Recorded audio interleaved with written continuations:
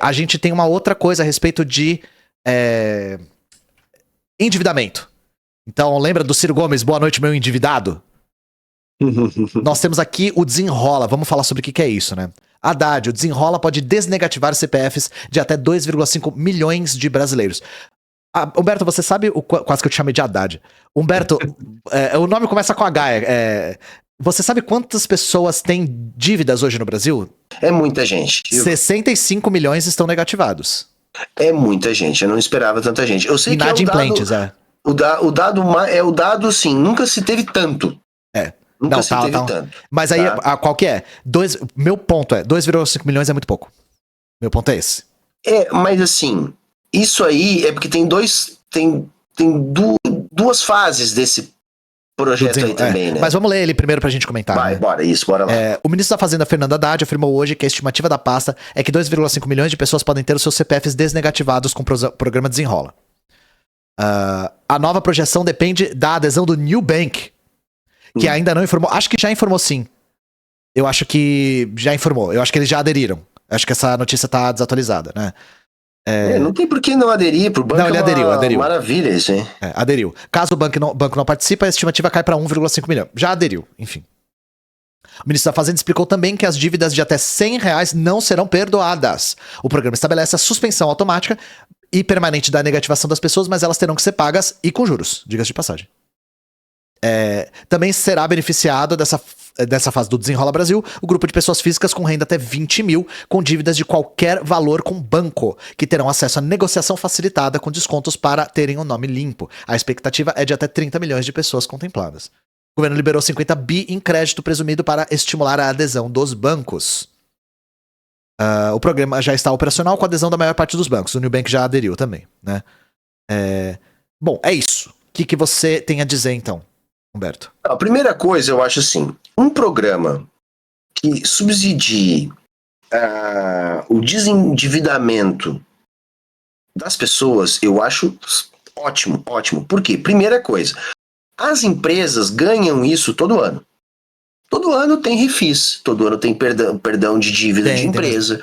Então, todo ano são bilhões, sabe? Então, daqui a pouco, a Oi tá devendo não sei quantos bilhões, vai lá, é aprovado no Congresso, eles são perdoados, é feito um refis e tal. Fazer isso pro trabalhador, então, poxa, ótimo. Uma coisa que sempre tem pros capitalistas, quando de vez em quando tem pros trabalhadores, é bom. O que eu acho desse programa específico é que ele é muito tímido, poderia ser muito mais abrangente. E segundo, é um melzinho na chupeta pros bancos. Tá? Os bancos eles vão receber o dinheiro. E com juros. Né? Então, assim, não é ruim o programa, só é tímido demais, porque ele quase não oferece vantagens a um feirão do Serasa. Mas assim, a primeira coisa que eu gostaria de dizer é: o programa é bom, só é muito tímido e dá muito arrego pros bancos. Eu achei que tava nessa matéria a coisa dos R$100, mas não, eu li em outra matéria, eu acho. Mas tem bastante gente que tem o nome negativado por causa de R$100, de até R$100. É impressionante, assim. Porque até R$100 eles vão tirar automaticamente o nome do cadastro. Não vão perdoar a dívida, mas vão tirar. Isso. Podia perdoar a dívida, isso é uma coisa, né? Podia. Começa por isso que eu digo que é muito tímido, porque veja como vai ficar bom pros bancos. Eu devo 100 conto pro Itaú. O Itaú é obrigado a me desnegativar. Isso. Só que o Itaú vai ficar com um crédito de 100 conto com o governo. Isso. É exatamente Entendeu? isso. E aí, a pessoa que tinha dívida vai ficar com uma dívida com o governo, que ela vai ter que entrar no portal do Gov.br e fazer a negociação por lá. Então, a pessoa é obrigada a negociar. Mediante juros, diga-se de passagem, gente. Isso aqui é foda. 2% ao mês, eu acho. É um negócio assim. Exato, 1,99, uma coisa assim, se eu não me engano. Tá? Ou seja, maior que a Selic. Ou seja, é uma taxa de juros que implica em lucro pro banco. Não, tinha mais coisa que eu não tinha visto porque tinha então, assim, propaganda aqui no meio. Pro banco é um grande negócio. Pro banco é um grande negócio. Então, assim, e para as pessoas, elas vão ter que pagar. Mas vejam, gente, isso não difere muito de um feirão do Serasa, porque se você tem uma dívida e vai lá no feirão do Serasa, você também vai ter juro facilitado, você vai ter negociação. E para os outros, tá? Para aqueles que ganham até 20 mil, com faixa de dívida de qualquer valor, aí a negociação vai ser direto com o banco. Sim. Não é nem pelo portal. do governo. E aí o que acontece? De novo, você vai ter uma taxa de juros limitada, mas que não é muito abaixo da já praticada pelo mercado. A diferença é que vai haver um subsídio para o banco também, com crédito junto ao Banco Central. Ou seja, todo banco que entrar no esquema e aquilo que ele abater de dívida das pessoas que ficavam devendo, o banco vai ter contrapartida de crédito no Banco Central. Então, para o banco é uma maravilha, porque ele vai ter um lucro garantido, né? E para a pessoa em si, a vantagem é muito pequena. Em vez da pessoa pagar 2,3 de juros, a pessoa vai pagar 1,99. Isso aqui é a política conciliatória de classes arquetípicas, assim, né? Mas tinha umas outras aqui, que é dívida de companhia de água e luz não entraram nessa etapa. Foram criadas 2 faixas. As 2 faixas são essas que a gente está falando. Uma que é das dívidas de até 100, né? E as outras de até 20 mil, E outra sem limite de valor para quem tem renda de até 20 mil. Sem limite de valor para quem tem renda até 20 mil, tá? Eu falei errado. Próxima etapa do desenrola acontece a partir de setembro, tá? Enfim, era um adendo aqui. Mas enfim, vocês devem ter visto isso circular por aí. E aí a gente queria só esclarecer também o que tá acontecendo aqui, né? O que mais que a gente tem? Isso aqui eu queria que você comentasse mais, Humberto. Deixa eu colocar. Monitor do PIB da FGV indica contração de 3% da economia brasileira em maio. Na comparação interanual, a atividade econômica cresceu 1,8% em maio e 3,5% no trimestre móvel, findo no mesmo mês, aponta a pesquisa. Você havia dito que a nossa economia estava com indicadores bons, mas aí como explicar então a retração, né? Então, é isso aí. Isso aí já é feito de uma taxa de juros acima do que deveria estar. Porque a gente conseguiu alguns indicadores bons. Porque, veja, diminuiu a inflação, tá? É sensível à redução da inflação, sobretudo de alimentos. O setor de serviços recuperou parte das perdas. A projeção de crescimento do PIB estava sendo revisada para cima. Então, nós tínhamos um conjunto de notícias boas na economia, dólar baixando. E aí veio essa notícia essa semana. Um pouco na contramão do que estava acontecendo.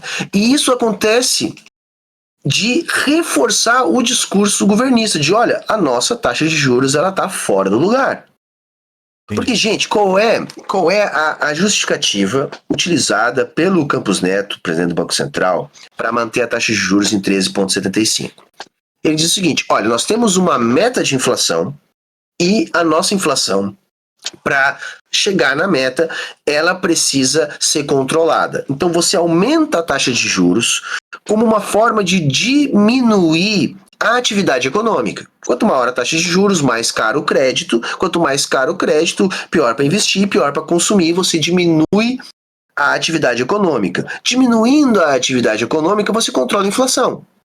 Por quê? Porque você diminui o poder de compra e aí a pessoa que está lá vendendo, ela não pode reajustar os preços, porque senão ela não consegue vender, porque tem menos demanda agregada. Tá? Então essa é a desculpa. Só qual é o negócio? A nossa inflação que estava fora da meta, ela vem descendo, ela convergiu para a meta. E a nossa meta de inflação funciona assim. Você tem a meta e você tem as bandas, né? Que é o teto e o piso da meta. A ideia é deixar o mais próximo do centro da meta possível. Esse é o mandato do nosso Banco Central. Ele tem que convergir a meta, aliás, a inflação para a meta. Atualmente, a nossa inflação vem caindo tanto que ela já está furando o piso da meta. Então vejam, essa meta ela não está ali por um acaso. Quer dizer que se baixa muito a inflação em relação à meta, isso não é bom sinal. A gente tem que entender o seguinte, deflação, galera, na economia capitalista não é sinal de vitalidade, tá? Porque os preços tendencialmente sobem. Quando é que eles não sobem? Quando a economia capitalista está parando, não está realizando o capital, não está vendendo. E aí você começa a ter deflação. Então, quando você fura o piso da meta, não é bom sinal. Tá? Então, o primeiro ponto é esse aí. não tem mais por que manter uma taxa de juros tão alta, porque a nossa inflação não só já convergiu para a meta, como já está ficando, inclusive, muito baixa. Segundo ponto, a nossa inflação, ela jamais foi uma inflação de demanda, que precisasse de uma taxa de juros para fazer essa inflação baixar. Tá? A nossa inflação sempre foi uma inflação de custos, muito mais ligada ao custo da moeda estrangeira, ao custo dos derivados de petróleo e ao custo dos alimentos. Perfeito? Então vejam, com a retomada da economia, que é uma coisa que eu defendo sempre, o que faz o dólar baixar? Economia crescendo. O resto é bobagem. Por que o dólar tem tido alguma, vamos dizer assim, algum espaço de queda? Agora está andando de lado, aí já faz um mês mais ou menos, mas caiu lá de 5 e tanto para abaixo de 5. Porque a economia começou a dar sinais. Então baixa o preço do dólar. Segundo, acabou o PPI. Então aqueles reajustes automáticos deixaram de acontecer. Mesmo com a retomada da tributação sobre os combustíveis, no saldo os combustíveis ainda estão mais baixos. Então um indexador forte caiu. E terceiro, a economia global se ajustou à crise da Covid e à crise da guerra. E as cadeias globais de produção e consumo se reajustaram. Ou seja, diminuiu a pressão sobre os alimentos na Europa. A gente vai falar sobre pressão. Exato, eu estou chamando a atenção porque uma coisa está relacionada à outra. Então veja, a gente deixou de ter pressões inflacionárias externas. Então não tem por que a nossa inflação continuar alta. Agora, como a gente deixou de ter força externa que pressionava a inflação, o que sobrou? Sobrou um juro muito alto, que está matando a nossa economia. Ou seja, aqueles indicadores econômicos que estavam relativamente bons começam agora a patinar. Por isso que até mesmo gente da direita já está começando a engrossar o caldo contra o Campos Neto. Porque para mim, galera, ele está lá apenas para boicotar. Tá? Para defender pra os gerar uma rentistas crise propositada, né? Isso, e para defender o rentismo paralelamente, Lógico. mas é isso. Tá? Posso passar para outra notícia, Humberto? Tanto que você já falou dela? Claro, à vontade. Porque o Humberto separou uma outra notícia aqui da Mira Leitão no Globo, eu tô lendo em off aqui, né? Fantasma da alta de preços de alimentos volta a rondar o mundo com a decisão de Putin. A Rússia anunciou que não vai renovar o acordo que permite a Ucrânia exportar grãos pelo Mar Negro. Até onde me consta, Humberto, essa decisão aqui não afetou muito o Brasil. Porque a gente não tem um fornecimento expressivo de grãos vindos da Ucrânia para o Brasil. Mas... afeta indiretamente. Então, afeta indiretamente. Na África e na Ásia isso afeta. Mas vamos lá, né? Ou seja, o cenário internacional mais uma vez se complica para os preços internacionais de commodities, já que a Ucrânia, como você sabe, é um grande exportador de óleo de girassol, milho, trigo e cevada. É isso, impacta o preço das commodities, é aí que tá. Então veja, a gente não compra direto de lá, mas a Europa compra, a África compra, levanta o preço das commodities. Acontece uma pressão inflacionária de custos. Sim. Então afeta a gente de forma indireta, né? Logo no início da guerra, com a invasão do território ucraniano pelos russos, o mundo ficou preocupado com os impactos econômicos, já que 20 milhões de toneladas de grão ficaram presos. Houve um aumento dos preços no início, depois as cotações caíram após o anúncio do acordo que deixava os grãos passarem. Para o Brasil isso não é um problema em termos de suprimento. O país consegue se abastecer, só que o efeito de preços internacionais em alta afeta o mundo inteiro. E ontem mesmo aumentaram somente com o anúncio do fim do acordo. Instantaneamente, praticamente. Essa coisa do Putin não renovar o acordo não é certeza, mas ele disse que não vai, né? Mas a gente não tem certeza ainda. O que eu quero apontar aí é o seguinte, vejam só,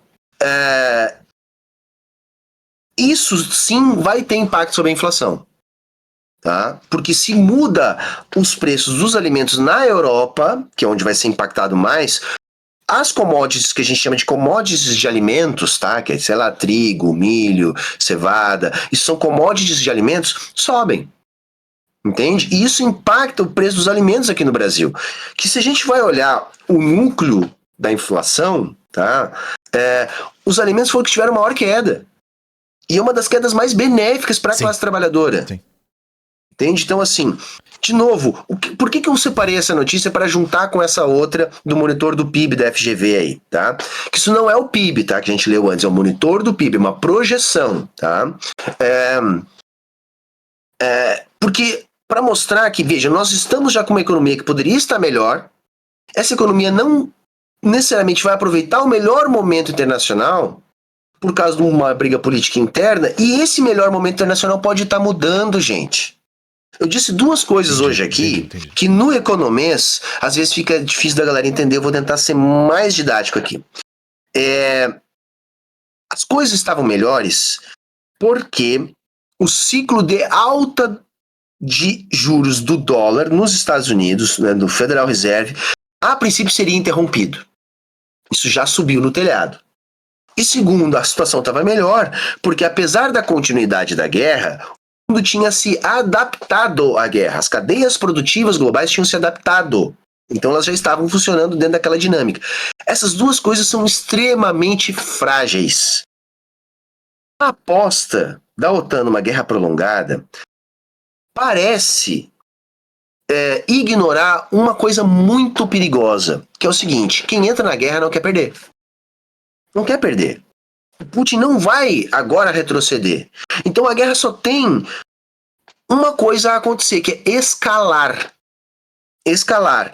Então essa ideia de romper o acordo de grãos, de atacar estalagens de grãos, que a gente não sabe nem se é de fato a Rússia ou não, mas já estão noticiando esse tipo de coisa.